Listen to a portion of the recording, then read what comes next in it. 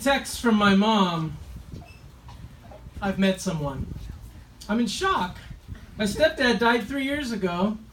My mom's been insistent she's not seeking out love again. In my mind, I've got my nearly 70-year-old mom in a sterile box where she'll serve out the remainder of her days, tidying her one-bedroom senior citizen apartment, taking care of her little Maltese, spending her evenings browsing Amazon, watching Dancing with the Stars, periodically moonlighting on the weekend as grandma for my kids. That's it. That's my vision for my mom. Why didn't I see this coming? When you imagine a nearly 70-year-old widow, you're probably not seeing my mom. She's fit and vibrant, super animated, going on brisk walks with her Maltese around her neighborhood, bouncing on her Skechers tennis shoes, out in Chico's wear, head-to-toe accessorized, color-coordinated earrings and necklace to go along with her immovable frosted dyed bleach and amber hair. I read the message again. I've met someone.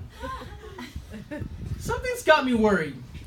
Romantic relationships bring out the absolute worst in my mom's personality, triggering her chronic insecurities and volatility. Both of her marriages were codependent nightmares with emotionally unavailable alcoholics. This chemistry often explodes with ear-shattering screaming, slamming doors, desperate sobbing. I should have seen this coming. I want to know who she's met, but I don't want to know, but I need to know right now. I call my mom. Hey, I got your text. Yeah, well, it's pretty crazy. It's happening so fast. Well, let's hear the details. Here's the details. She met Gil Harper on Facebook a month ago. He's a widower. His wife and daughter were killed in a car accident 10 years ago. He lives in London and owns his own business selling oil pipeline. He's recently acquired a $5 million contract that allows him to live and work anywhere in the world. Gil and my mom have fallen in love. She says they are soulmates. She says this is God's plan. They've never spoken. They've never met. He's flying into LAX in 2 days and is moving in with my mom. Can you at least agree to Skype with him before you meet him at LAX? There's a pause. Yeah, I'll tell him we need to talk. I get off the phone, my heart's pounding, my head is throbbing red, bells, whistles, foghorns, and whatever other noise-making contraptions are going off in my head, simultaneously sounding the alarm. He's independently wealthy, can live and work anywhere in the world, and he's choosing to move into my mom's one-bedroom senior citizen apartment in the suburbs of LA. Something is very, very wrong with this story. I need to get to the bottom of this. So something about me. I'm the unofficial family hero.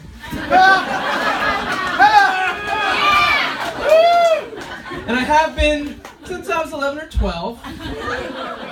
When my mom, in her desperate sobbing, began to confide in me her fury with my dad's constant drinking. When I listened and reassured her, it seemed like things would get back to normal much faster. So I felt like I was helping, and I started to intervene in my parents' screaming bouts, physically coming between them, pleading with each of them to change their ways. Dad, please, just stop drinking. Mom, come on. You haven't even given him a chance. Come on, you guys, talk to each other. I was desperate to succeed in saving the marriage. I failed. I Yeah, I continued to be my mom's confidant into her marriage to my stepdad and through the ensuing madness. Every time she came to me in tears and falling apart at the seams, I dropped everything and took charge of the crisis. Until I finally realized how dysfunctional this arrangement was and stopped being my mom's therapist. Once my stepdad died, the frantic morning phone calls all but disappeared. I felt totally free and unburdened until now. The arrival of Facebook Gil has me very suddenly falling back into hero mode to save my mom from herself. I don't need to get sucked into this, but damn it, I want to be sucked into this. I start doing my self-talk. Healthy boundaries, Chris. She's an adult. She can solve her own problems. But the gravitational force of my family role is overpowering any notion I might have that I can simply allow this train wreck to unfold.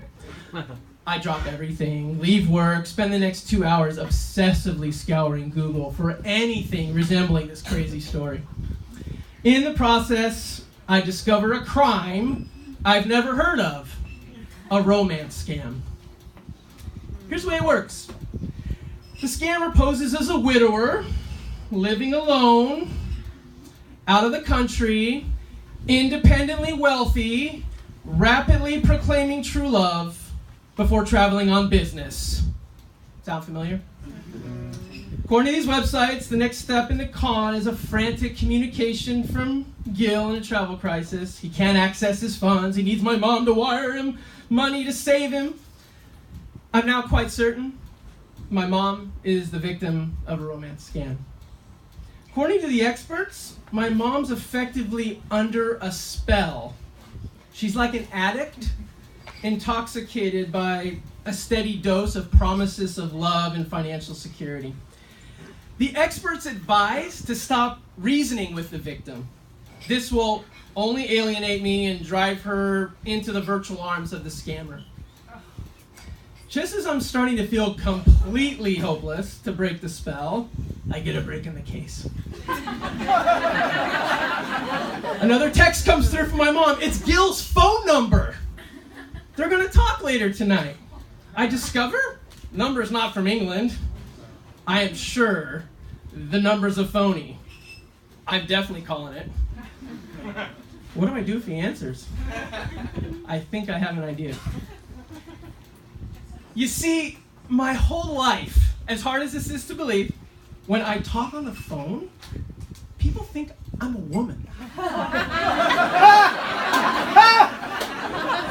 For a 6-foot-tall bearded man to be repeatedly called ma'am on the phone can be surprisingly awkward and infuriating, especially when the moment comes to correct the operator. Actually, it's sir.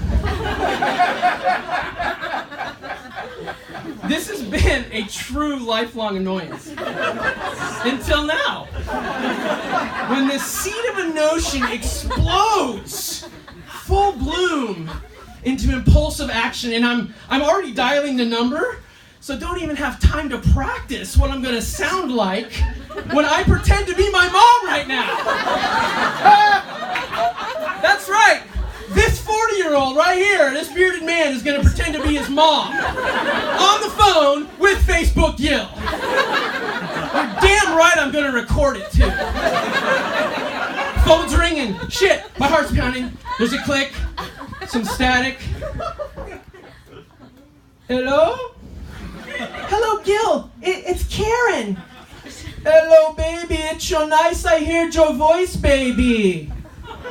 Finally, we get to talk, Gil. I have to say, my family's very worried that you're not who you say you are. Oh, baby, don't have to say that. That bad. I make it a surprise to show them my face, baby. I so much love you so much, baby. This goes on for 5 minutes. And then I really turn the screws. Gil, can we just do Skype right now? I'm kind of busy right now. I told you about your goods. I gotta check at the seaport. I can't talk on Skype right now. You seem to be getting angry. Don't get angry at me. This is our first time being able to talk, and you're already getting angry. I don't know, Gil. I don't think this is gonna work out. I have to go. Bye. I hang up. Pure, hot-blooded adrenaline fuels a kind of manic, fist-pumping victory dance in my living room.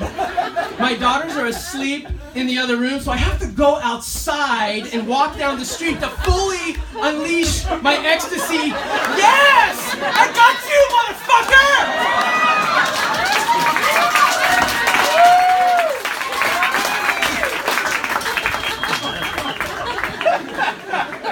Of all my interventions through the decades of my mom's romantic disasters, this one feels like my Mona Lisa. The Sistine Chapel of crisis interventions.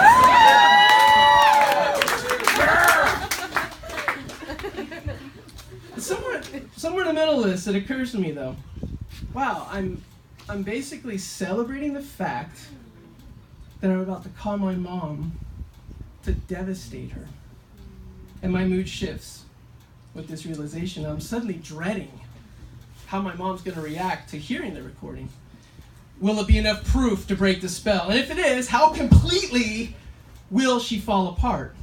I make the call, telling her about the conversation and the recording. She wants to hear it.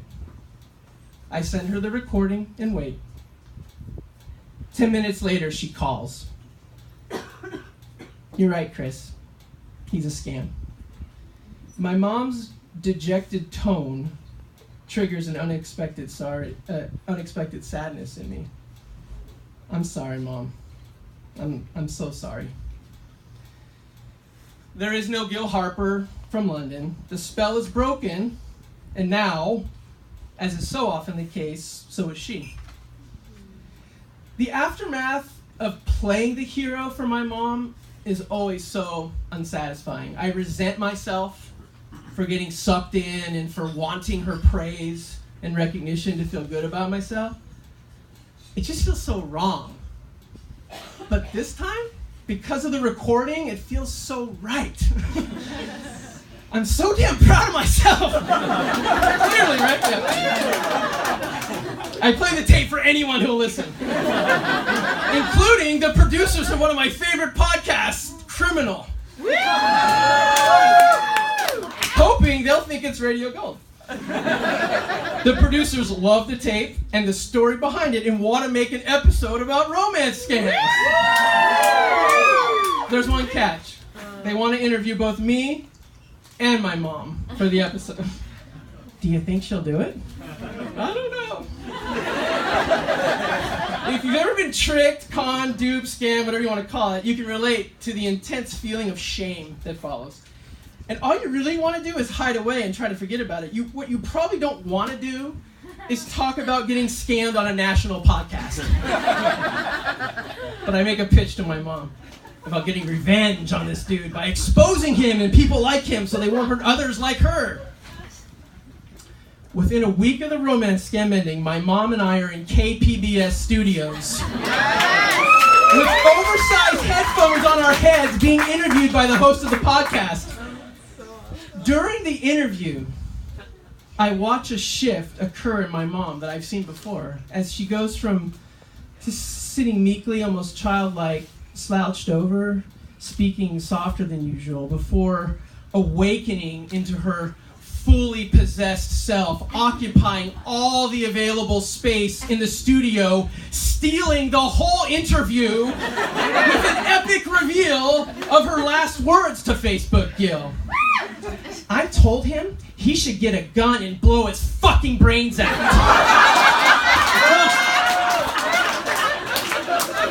The podcast host is caught off guard, slightly amused of this sudden and intense rise to power.